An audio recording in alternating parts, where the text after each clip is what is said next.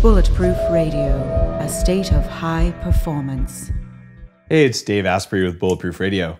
Today's cool fact of the day is that glucose, which is a form of sugar, the one that your body prefers to burn in its mitochondria, it helps to shuttle fructose, which is that fruit sugar or stuff found in high fructose corn syrup, across your intestinal wall. So if you eat a large amount of fructose, the way we used to tell diabetics to, actually the way the American Diabetic Association still tells diabetics to do, even though it's incredibly harmful. But if you eat a large amount of fructose without the glucose, it can cause you to get disaster pants. What's happening there is the fructose can't make it across enough, so your body's like, got to get this stuff out of here. Let's evacuate it as soon as possible.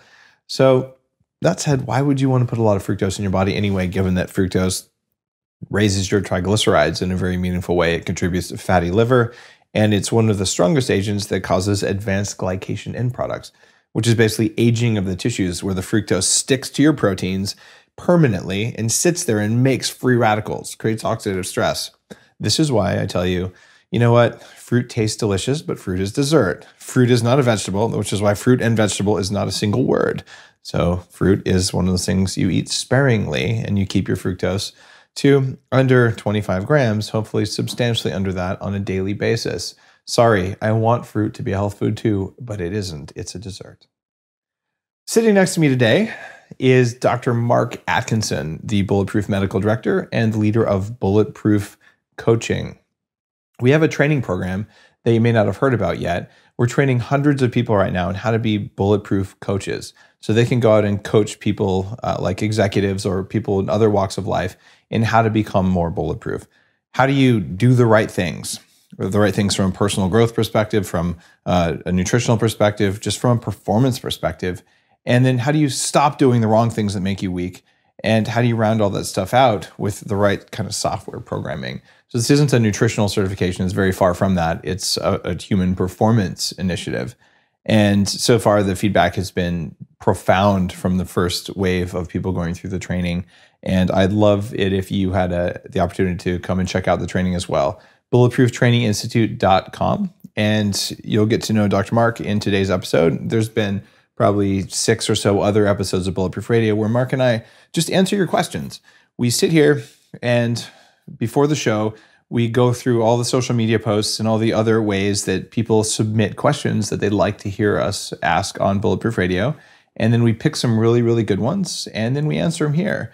And if we don't answer your question, that's okay, because there is the Bulletproof Forums, forum.bulletproofexec.com is where you can go for that. And if we don't get to your question today, there are literally thousands and thousands of other people who live bulletproof who will sit down and answer your questions and help you figure out whatever your biohacking challenge is. It's an amazing community, and I'm grateful it's there. So check out Bulletproof Training Institute or forum.bulletproofexec.com, and let's get going with questions from our audience. Dr. Mark. Okay, so question number 1 comes from Dr. Catherine Zagoni. Hi, I'm Dr. Catherine Zagoni. Hi, Dave.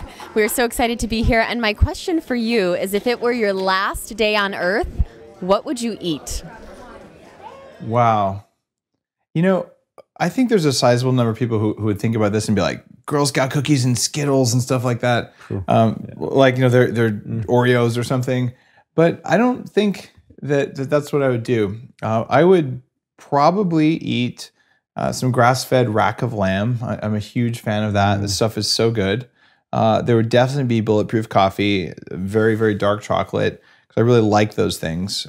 I like the taste of red wine, but I don't like how it makes me feel. I'm not wasting part of my last day on Earth like slightly drunk. That would be a waste of time. So I would probably skip the red wine. I would probably eat something like a cherry turnover, because what the hell, you might as well have some gluten. I don't crave them at all, but that used to be one of my favorite foods. It'd be kind of cool to eat it again, right? And probably some sort of really, really good, like rich, dark chocolate ice cream or something like that. I have Get Some ice cream, but it might be interesting to try this stuff with dairy again, but I'd want to eat that like right at the end of the day because it's really not worth the impact of milk. So if I could backload the stuff at the end of the day that's like really kryptonite food that might taste good, it'd be kind of cool to do that. But I don't miss any of those foods. I'd pretty much eat what I do today. My favorite vegetable would be probably good quality asparagus. I really like that. Mashed cauliflower bacon from Bulletproof the Cookbook would absolutely be there. Stuff is ridiculously good. And I think I'd be pretty full after that. What else? Yeah, that's a pretty good list. I'd feel pretty satisfied if I did that. What about you, Mark? Kind of a good question. And you know what struck me was that I wouldn't change much. Yeah, exactly. I just, there's two parts to eating for me. There's just eating great food that just makes you feel great and eating it with people that you care and love with. So if it's my last day, my wish would be I'd be with my children, my wife, would be sitting down together. That's part of the joy of eating. And just eating food that just lifts us and energizes us. My most favorite food is grass-fed kind of burgers. That for me is what I just love. I love kind of sweet potato fries, that kind of thing. We do this great kind of coconut chocolate mousse kind of thing with a bit of avocado in there. But that's kind of what we normally eat. Yeah, and it's like a daily thing. Yeah, that's a daily thing. And it's just like, I think you get to the stage in your food where it just matters so much. It matters because it has such a big impact on who you are, the way you feel. Yeah. And if you can share that joy with your loved ones, I mean, there's nothing better. Meal times are just so important for that. So, I probably wouldn't change that much. So you surprised me with your answer, Mark, because what I really expected you to say was the flesh of your enemies. And you didn't even go there. Right? Yeah. Like you're not your normal angry. No, I'm kidding. If you asked me 8 o'clock in the morning, I may be a bit different, right? Yeah. Before coffee. That's right. No. It strikes me the same thing where like I have grass-fed rack of lamb like probably once a week because we get our lambs from 2 houses down. Judy raises them for us and they're grass-fed and they're delicious. And of course I'm going to have lamb on a regular basis, right? Because it's what makes me feel amazing. And why would I want to feel crappy on my last day on earth? Yeah, and there's also this other thing about just when you're with really good food to really slow down and enjoy it. Yeah. Just kind of eating mindfully and consciously and just taking time to digest it. So I'd want to eat my meal maybe a bit more slowly than I normally would. Sometimes we get great food in front of us and that makes us feel good, but we rush through it because we move on to the next thing. So maybe if this is our final day, I'd actually just really slow it down, just really enjoy the food, really enjoy the company, and that would be pretty good. There's also this idea of a food high, and at the Bulletproof Coffee Shop, we have a full menu with a lot of my favorite meals, and we're rotating things from Bulletproof the Cookbook each week into this. And the whole point of cooking that way and adding brain octane to the different meals and not using inflammatory proteins is that I want you to walk out of there, and the way I do from every meal, we're like, I got a food high from that. Like I feel so much like buzzing energy that I'm a little bit high, not dizzy, tripping high, but just just full of vigor in a way it's hard to explain if you've never felt it. Most people felt it once or twice, like that was a really good meal, but it wasn't the taste of the food. That's part of it. It should taste good, but there was something else in there, and it's getting that something else in there. That's what makes a meal amazing. And for a lot of people, and myself included maybe a couple of years ago, what you just said there is like, what? You mean you can just have that kind of high after food? Because normally it's like most people eat a food, they feel stuffed, they feel bloated, and their energy is pretty low. And it doesn't have to be that way. And you don't have to spend a lot of money in making those changes. You just have to add in some extra healthy fats, moderate your protein, kind of remove the processed carbohydrates, the kind of sugar, what we call kryptonite foods, so foods you're sensitive to. So just some sleight of hand, add in some kind of brain octane, which provides you with an alternative fuel called ketones. And you can change around the way you feel in your diet pretty quickly. And that, for me, when you experience that yourself, you don't have to believe anyone, you have to experience it. So when you experience that, it's a game changer. And then you want that for everyone else. Because there are way too many people who are tired, who are feeling low, who are operating at a fraction of their potential because they're eating the wrong kind of food. Yep. And so when you do start to feel great after your food, it's just become such a source of joy. And that's what food really is about. It's a source of joy that empowers you, expands your energy, and you become a better human being.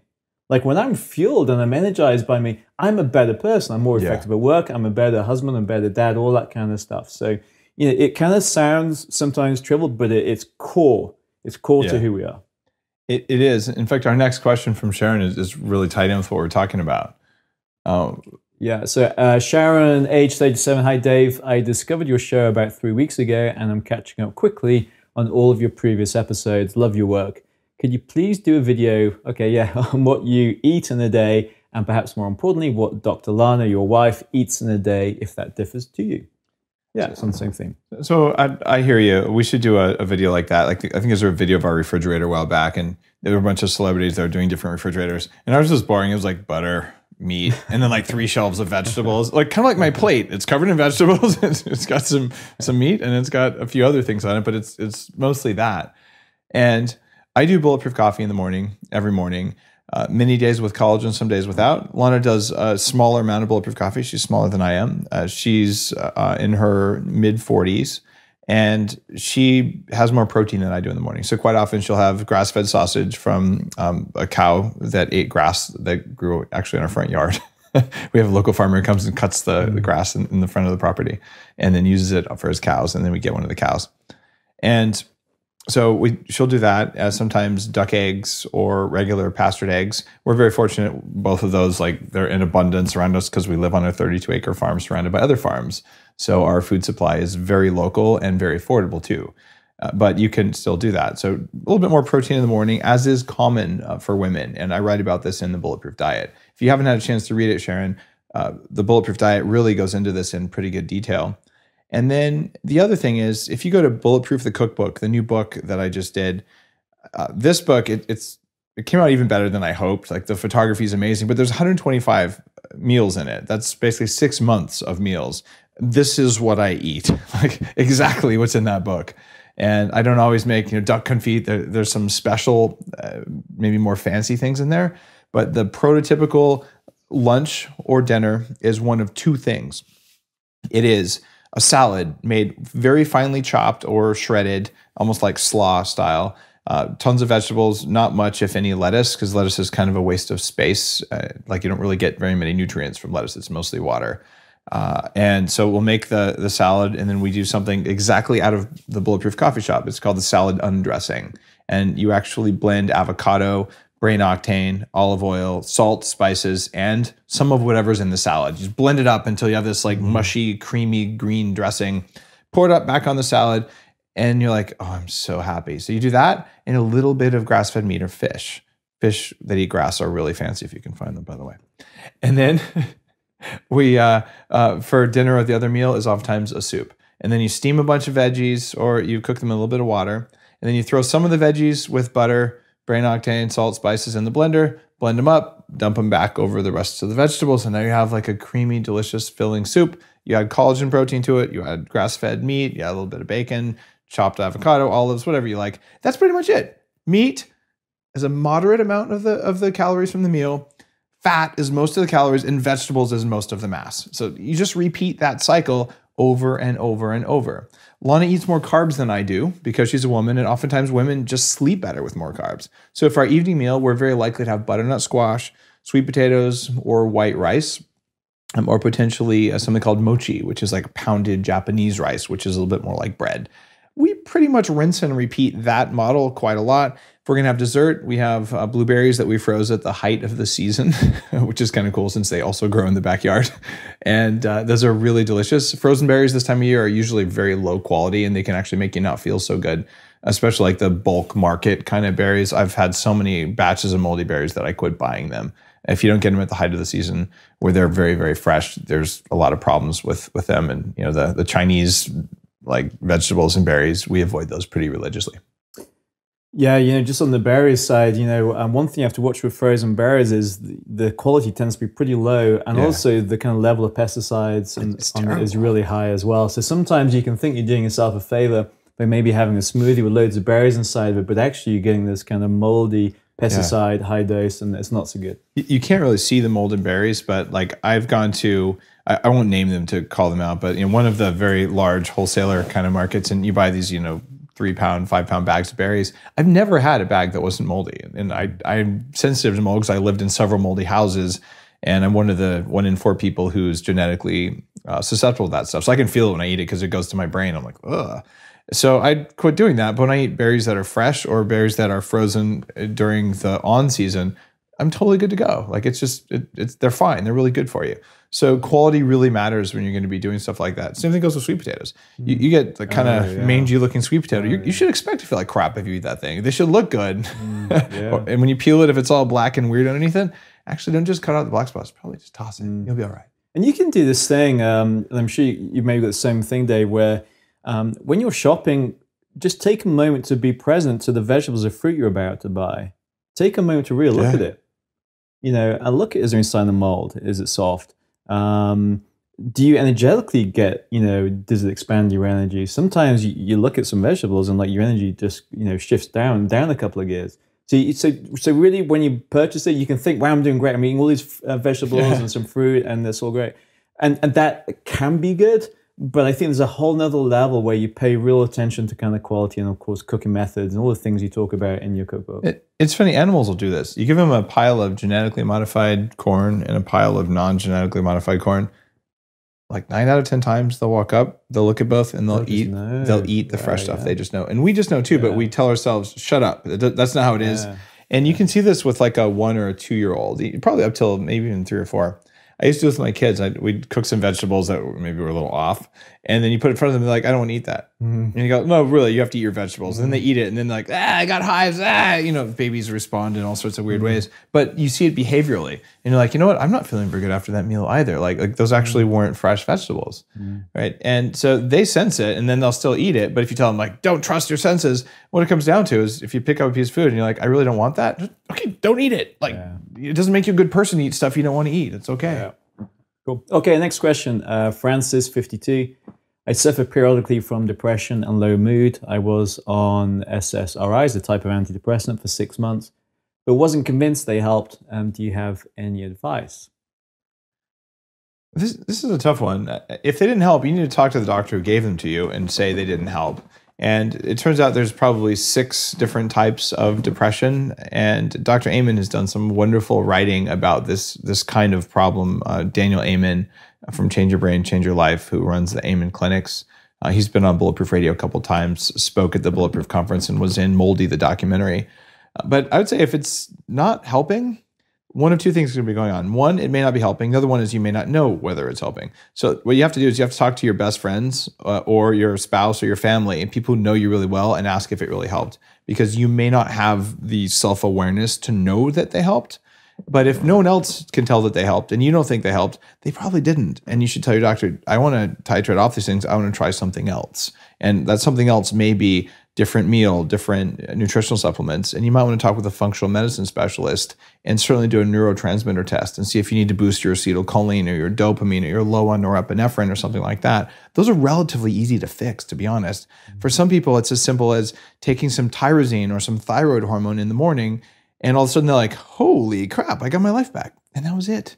Right? That's very interesting. But the source of your depression, the source of your low mood, you need to work on what those are and work with your doctor on this one. What do you think? Yeah, so, I've, at least for the first 10 years in private practice in greater medicine, I work with many people with depression and stress, anxiety. So this is something that I really am passionate about as a field, because there's so much you can do to help yourself. That's the first thing to realize. You can massively impact the way you feel by making some simple changes. And it really starts with diet. A lot of people with depression use a lot of sugar to self-medicate, self-soothe. And even what I found is like over the years that coming off sugar, and excessive amounts of fruit will lift mood in about 70-80% of people. It is for some people who are sugar sensitive, and we're on the spectrum. So at one end you can just take it, leave it, no impact. Another end there's this deep sensitivity to sugar, and it's like, it kind of hijacks your brain and you get these cravings and stuff. So coming off sugar is really important. Transitioning to healthier fats, which are the building blocks of the brain and the nervous system as well, really important. Food sensitivities, I see that a lot. Oh my gosh. So you have food that you're sensitive to.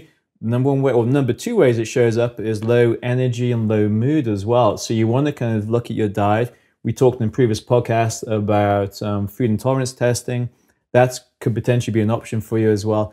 And then there's other things such as like, learning how to work with stress. You may be adrenally fatigued. Maybe you've been under stress for a prolonged period of time and your adrenal glands are no longer functioning optimally. It means you have no energy, no motivation. And so, you can have that diagnosed by a functional medicine doctor through some saliva testing, put on some herbs and some vitamins and minerals that may help. Learning how to work with your stress, really important.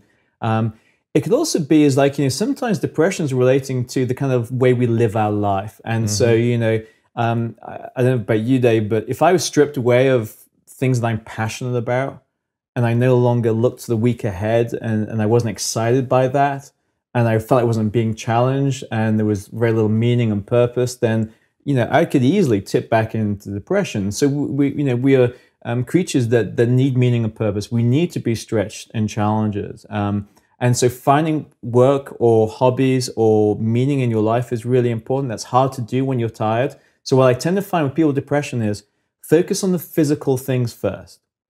So start exercising, move the energy inside of you, improve the health of your diet, come off sugar, add in healthy fats.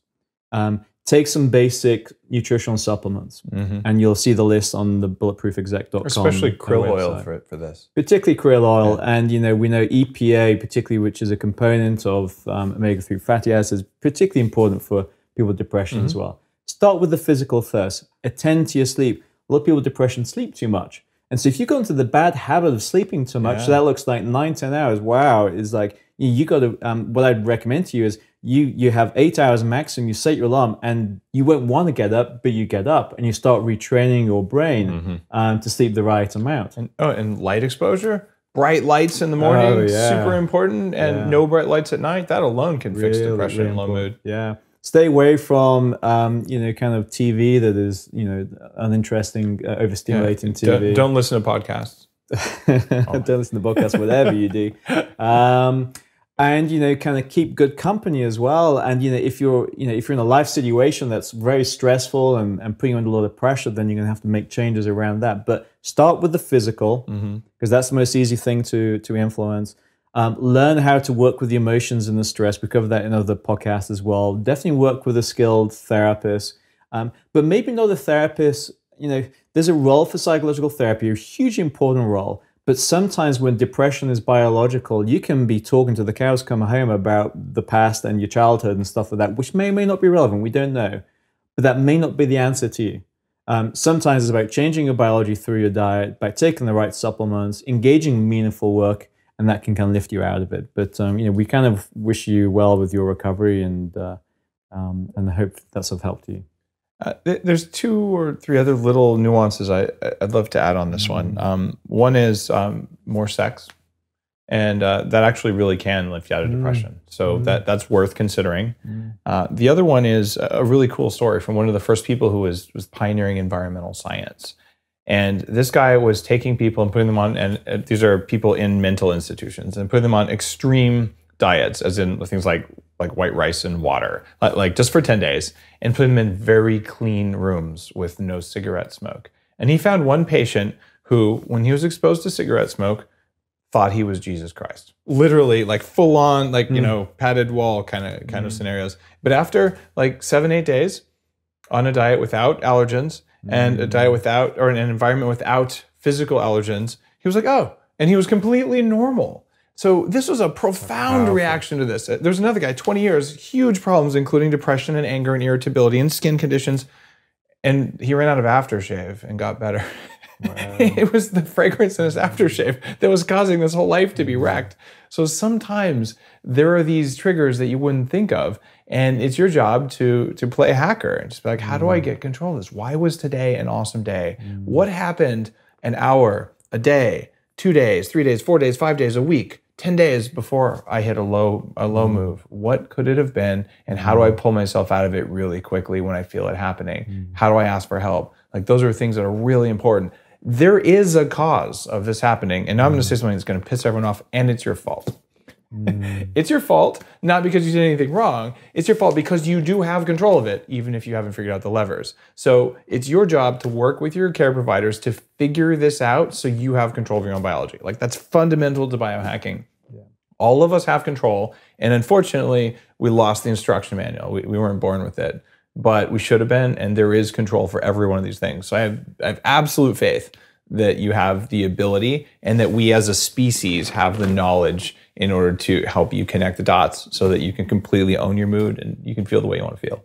You know, and that's empowering. And you know what it is? Like, once you hack the issue you have, because, you know, we've all had different issues, then you pass it on. Totally. That's what the kind of being part of the Earth community is like you're here to work through your own challenges, then from what you learn, pass it on to help other people. One final thing, I could talk about depression for a while, but if you are drinking alcohol at nighttime, please do not drink alcohol for a good number of weeks, because that ruins your quality of sleep. And, you know, a lot of people drink it to feel good, but that could be in the way as well. So we wish you well. Yeah, alcohol affects your GABA B receptor. Which is one of the things that is tied with depression. Like your GABA receptors are things that cause neuroinhibition. They help you go to sleep. You can take GABA, the amino acid, but alcohol does things that we didn't recognize around what it does specifically to that pathway that could be affected. Okay.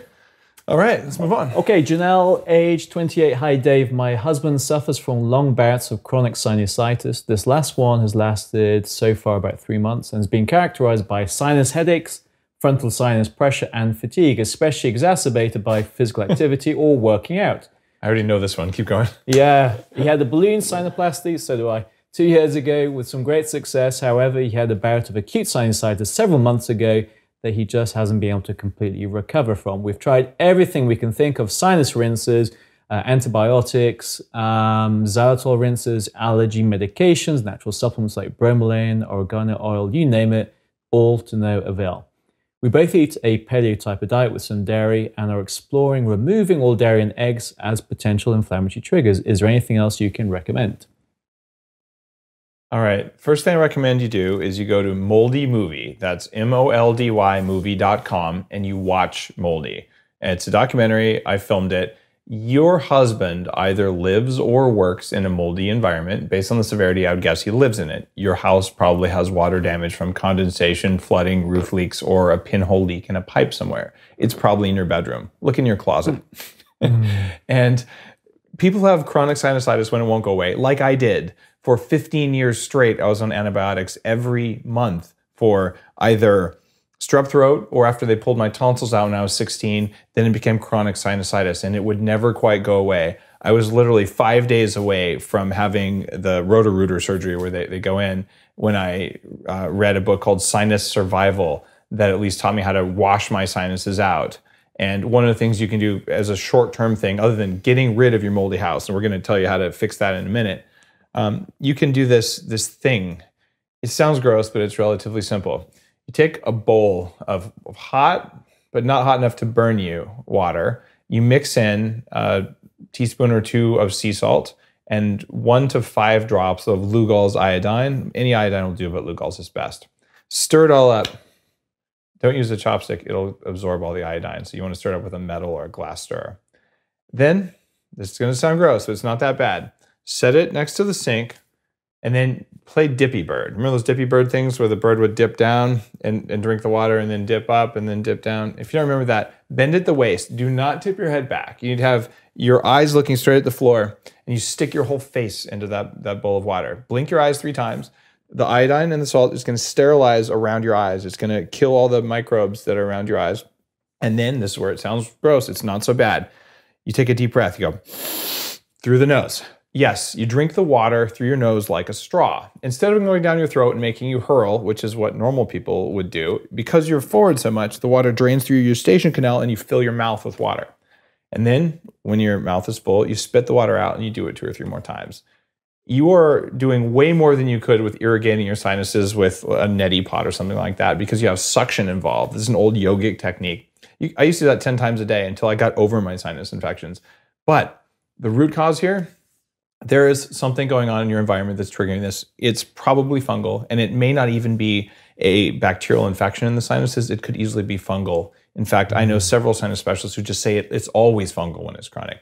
So I would consider going on fluconazole, which you have to work with a doctor to get. This is an antifungal medication, and you've got to get this test of your house to address your house and see if it's a house or workplace, or maybe your car or gym, but it's probably, given his severity, it's probably the house, not the workplace.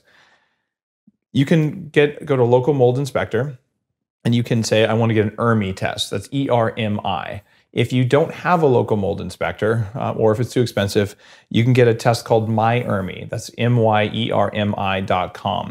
And I've been working with that company, and I want ERMI tests to be much more affordable. What they're going to do is they're going to go in, not MyERMI, but the mold inspector will, or you can do it yourself with the do-it-your-home thing. And what you do then is you go in and you get an air sample from your bedroom, from your kitchen, from your living room, and you get an air sample from outside, and you test the relative amount of mold. One of the houses where I used to live had 88 times more penicillium toxic mold in the kitchen than it did outside. That house was making me, in fact, my whole family very, very ill, and we just didn't know it. Leaky dishwasher caused it. So this isn't your fault, isn't his fault, and it's normal, Janelle, that you may not feel this, but your husband does. What gives this away, especially, is he has this profound fatigue that goes with it, and he has it exacerbated by working out. So he's developed basically exercise intolerance. He probably has completely exhausted adrenals, and he's dealing with these toxins that his body deals with differently than yours. And you got to figure out what's going on in your environment, because this can turn on autoimmunity for the rest of your life. It can trigger food allergies that you didn't have before, including specifically dairy and wheat allergies. This is a major thing, but you have every sign of toxic mold in your environment, and you need to deal with it. Yeah, when I read this question first time, I was very concerned, because it's like, wow, you're right on the edge there. Because this is classic kind of mold allergy. It's a fungal infection. You do need to work with a very skilled integrative functional medicine doctor, because you need to be on antifungals. That's an important part of it. But everything you just shared there is spot on. Thanks, Dr. Mark. And I just can't say that enough. Like, when I hear that, 15 years, like, you know what that does to your gut to take antibiotics that much, and then to not have it get better? Like it's time. And I would bet too, he gets nosebleeds on occasion too, because with that level of response, it's not because there's an infection there, it's because your ability to make collagen goes down as your body uses up your glutathione. So like, this is bad news. And the good thing is, now you know. Yeah, that's it. Okay, Tracy, age 45. I'm recently diagnosed with both MTHFR mutations. We'll explain what that is in a moment. I saw your interview with Dr. Lynch. Great job. But I was wondering, with all that said, can I drink bulletproof products such as the coffee? Is the bulletproof diet appropriate for me? I assume so. It sounds like you guys are on the same page on health, but didn't want to do anything to backslide, as my health is just starting to get better. Thanks in advance. Why don't you define the MTHFR? Absolutely. We've talked about it before, but why don't you define that for everyone listening? Yeah. And then let's talk about the question of, is the bulletproof diet appropriate for me? And we can go in on that. So okay, so MTHFR, methyl tetrahydrofolate reductase. It's a very specific enzyme found in every single cell of your body. It is hugely important because it catalyzes something called methylation. Methylation is a chemical process that takes one molecule, converts it into another, often more useful molecule. If you have a problem with that enzyme, it's called a genetic variant. There's over 50 different types of them. The efficiency with which that enzyme works is significantly compromised. Certain variants are worse than others. How that shows up is problems with cellular repair, problems with detoxification. So you're going to be, if you have this variant problem, you're going to be overreacting to the exposure to mold, to allergies, to perfumes, to other senses. We also need it to build neurotransmitters as well. So if you have this variant, you'll have problems with mood regulation as well. Awareness amongst health professionals, maybe just over the last couple of years, is starting to go up. Yeah. And there's much more testing. I think 23andMe, they will test for some of the genetic variants as well. They won't tell you if you have it, but the data's there. That's right. They'll give you the raw data, and then you can plug it into other websites that will tell you whether it's present or not. So the question is, can I drink bulletproof products such as the coffee? There's a really straightforward way to tell that, and you got to try it, right? If you drink the coffee and it completely zombifies you, well, then no. But my guess is that it's going to help. And if you do a search for mitochondrial function coffee, do a search for even some of the methylation pathways in coffee, there's data out there. So I don't worry too much about coffee when people have MTHFR mutations. What I'm concerned about, though, is, are you getting methylated vitamins? Are you taking the coenzymated B vitamins? Because whether you're eating the world's best diet or not isn't really going to make a difference if your pathways are backed up. If you can't use the sulfur in your protein because you have transsulfation pathway issues, it's not going to work. So then there are specific forms of nutrients that can unlock those pathways or keep them unlocked. That said, if you go on the Bulletproof diet, it's a low inflammation diet. It's got lots of fat, which doesn't require those pathways to detoxify, especially the brain octane oil. Like it's not gonna have a MTHFR pathway problem because it's a fat and because of the way it metabolizes. So that said, you may have an issue with butter in Bulletproof coffee. A very small percentage of people do, which is why I talk about using ghee if you're super sensitive to the very, very small amounts of dairy proteins that are present in cultured butter. So there's no way to say, can I drink it or can I not drink it? The answer is you probably can, and you'll probably feel better, but you don't know until you try it. And you could try 2 weeks on and try 2 weeks off and see what the difference in the quality of your life is. I think I know what the answer is going to be, especially because you have the mutations. You're going to want the energy from it, not the caffeine stimulation energy, but the brain octane energy that comes from it. And the Bulletproof diet, there are lots of people, including me, who use the Bulletproof diet who have pathway mutations in MTHFR. So I would say you got to give it a shot, but there is no guarantee. The whole middle of the Bulletproof diet infographic is suspect foods, and you got to know which ones make you weak, which ones make you strong. You may have more foods that make you weak than make you strong. You could also just get a blood test to start avoiding those so you can get your inflammation down, so you can get your pathways running again. Yeah, so make sure you listen to the podcast interview between Dave and Dr. Lynch because you'll learn a lot more about MTHFR there. Read around the subject. It's fascinating once you really get into it. It affects such a lot of people. Make sure you take the methylated form of B12 and folate as well. And this is interesting too. You may be listening to this going, you know, like I'm a triathlete, I'm a senior executive, whatever. Like I don't have this. Actually, have you been tested? Did you spend $99 to get your 23andMe and another $10 to get someone else to look at the data and tell you if you have this? Because if you're bulletproof, you're probably not. I go back to when I was getting my MBA at Wharton and working full-time at a startup that sold for about $600 million in value. And so kicking ass in my career, making it through Wharton. I can't say I kicked ass there, but I graduated. And I did a brain scan with Dr. Amen at the time, with Dr. Amen's technology. And they said, Dave, inside your brain is total chaos. And I had like 2 pages of pathological findings in my brain. And the psychiatrist who looked at the report said, Dave, I have no idea how you're even standing here in front of me. Like you have the best camouflage I've ever seen. Inside your brain is total chaos, direct quote. And I was just like, well, that explains a few things because I'm really struggling here. But okay, I'm really struggling. Dude, top 3 school in the United States and a startup that was very, very successful. Okay. Well, if my brain looked like that and I had that level of success, and you're like, well, I'm feeling pretty good, I'm feeling pretty successful, so therefore there's nothing wrong with me. Right. What's going on here is you have some things that are kryptonite in your life. Everyone does. You just haven't identified them. There's a structured approach you can do to that. You can work with a Bulletproof coach. You can read the stuff here. And yeah, spend $100 on your 23andMe because it'll be cool to know what percent Neanderthal you are. 4.5% for me, by the way. And on top of that, you can figure out whether maybe you are more likely to have a problem with certain foods because of this. And so it's information. It makes you stronger. It's not just for people who are sick. You know, when I first realized I had the genetic variant was I had my homocysteine level checked. So if you have the genetic variant, sometimes your homocysteine level is too high. That's a problem. It's a toxic, irritating amino acid, correlates with cardiovascular disease and stroke. Mine was 13, should be under 9. How come? I'm a pretty healthy guy, I was doing the right things. Turns out I have the MTHFR genetic variant and I was on the wrong type of supplements. So that's information to me. And the thing, you know, I was listening to you there and I thought, wow, you know, I bet there's a whole bunch of people who say, you know, go, you know, I feel okay, I'm doing okay. But you know what it is like, if you have these things, they are stopping you from living your full potential. Exactly. And you may be really good at compensating for these innate inadequacies that are holding you back. And it doesn't have to be hard work. That's the whole thing. Like one of the big things behind Bulletproof is I struggled so much, like every ounce of energy to do what I was doing. And it's not supposed to be like that. I didn't know ever in my life till I started biohacking, like, oh my God, like I can actually have energy all day long. I can have energy to bring it, to do all the things I want to do. And I don't have to struggle to do it. I work really hard.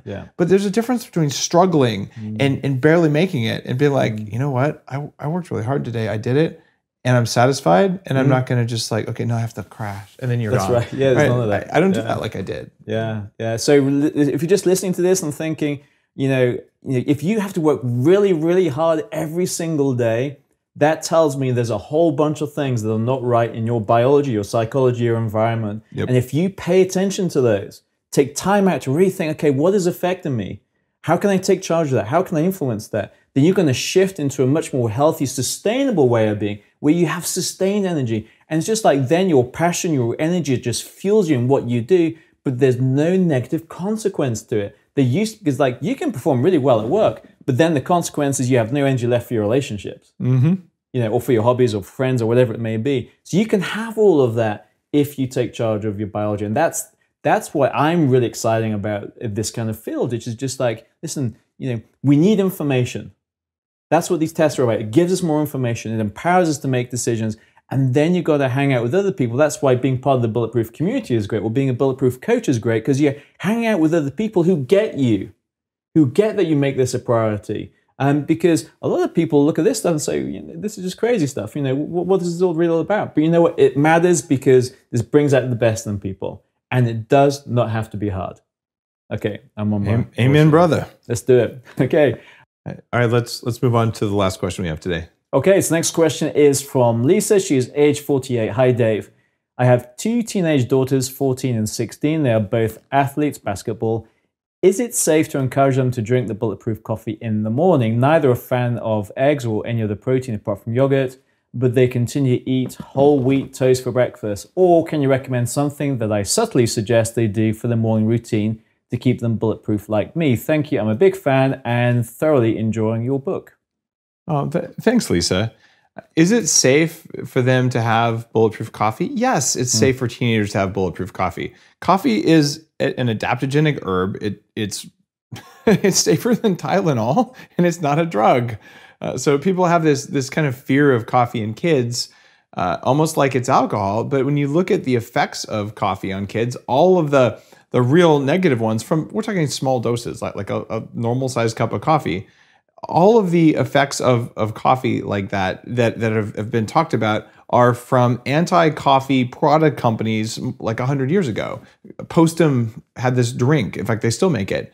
And it's very common in Utah today still. And it's like burned grains that kind of look like coffee. And they're saying coffee stunts your children, makes you weak, makes you infertile, makes you angry, makes you hate your whole family and all this stuff. And it's just like a history of bad marketing. And there wasn't data to support that. Kids handle a cup of coffee in the morning just fine. Don't give it to them at night.